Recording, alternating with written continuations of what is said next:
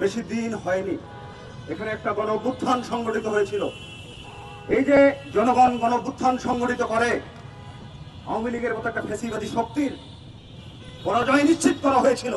এই পরাজয়টা কিসের জন্য আপনারা সবাই জানেন, সেটা বাংলাদেশের আগামীর জন্য। কিন্তু সেই আগামীটা কে? সেই আগামী যদি হয়, আজকে এত সংগ্রাম, আজকে যে কথাগুলো আমরা বলতেছি, সেটা কিসের জন্য? সেটা আগামীর জন্য। সেই আগামী হচ্ছে আমাদের সন্তানরা, সেই আগামী হচ্ছে আমাদের শিশুরা।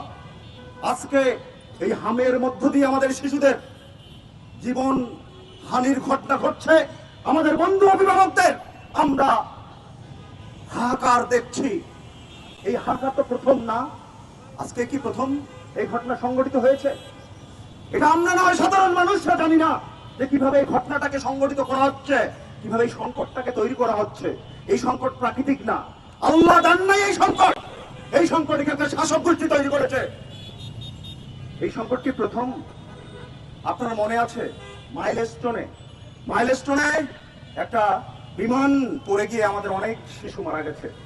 সেই শিশুদের হত্যার দাবিতে, সে হত্যার বিচারের দাবিতে যখন তার ছাত্র বন্ধুরা দাঁড়িয়েছিল, ইন্টারিম আমলে আপনি দেখেছেন, সেই ছাত্র বন্ধুরা যখন সচিবালয়ে যায়, তখন আমরা দেখছি কিভাবে বেধড়ক ভাবে তাদেরকে মারধর করা হয়েছিল এবং তাদের নামে মামলা হয়েছিল। বন্ধুরা আমার, এই কি প্রথম?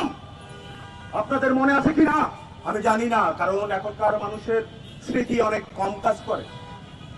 সেজান জুস, এই নারায়ণগঞ্জে একটা কারখানা ছিল, জুসের কারখানা।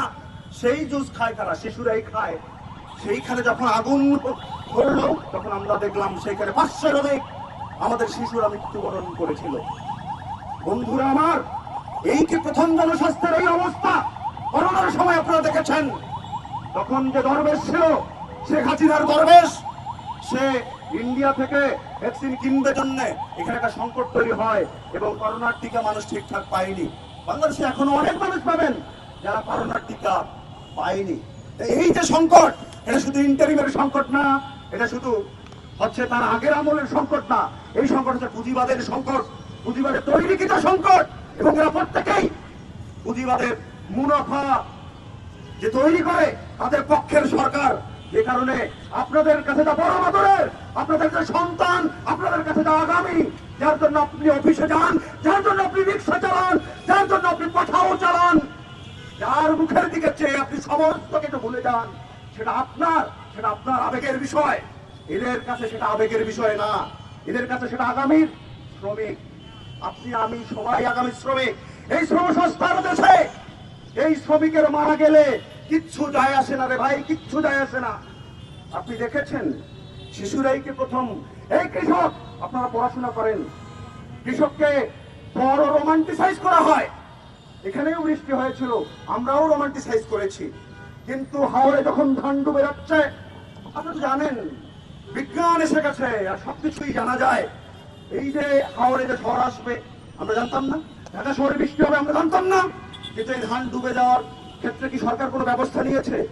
সরকার কোনো ধরনের ব্যবস্থা কিন্তু নেয় নাই। আসলে ব্যবস্থাগুলো নেয় না কেন? এই যে কৃষকের দুঃখ, কৃষকের যে লস, সেই লস কি শুধুই কৃষকের? তা কিন্তু নয়, কারণ এখানে একটা খাদ্য ঝুঁকি তৈরি হয়। ঠিক একই রকম ভাবে যে সন্তানরা মারা গেল, আগামী দিনে শ্রমিক মারা গেল, সেটা নিয়ে কিন্তু এদের কোনো দায় আসে না। দায় আসে কখন?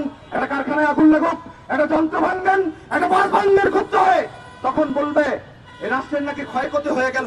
যেভাবে হাসিনা কেঁদেছিল মেট্রো রেল যখন আপনারা ভাঙতে গেছিল, মানুষজন খুব কাছে। মেট্রো রেল একটা জড় জিনিস, কখনো মা বা বাবা বলে ডাকে না, সেটাকে নিয়ে মানুষের কষ্ট হয়, কিন্তু এই সন্তানদের নিয়ে কোনো ধরনের এই কষ্ট হয় না। কারণটা কি? কারণ মাইলস্টোনে যে শিশুরা মারা গেছে, যারা রাষ্ট্র ক্ষমতায় ছিল, তারা কি তাদের শিশু? জুলাই অভ্যুত্থানে যে শিশুরা মারা গেছে, তারা কি তাদের শিশু? এই হামে যারা মারা যাচ্ছে, তারা কি তাদের শিশু? তারা তাদের শিশু নয়।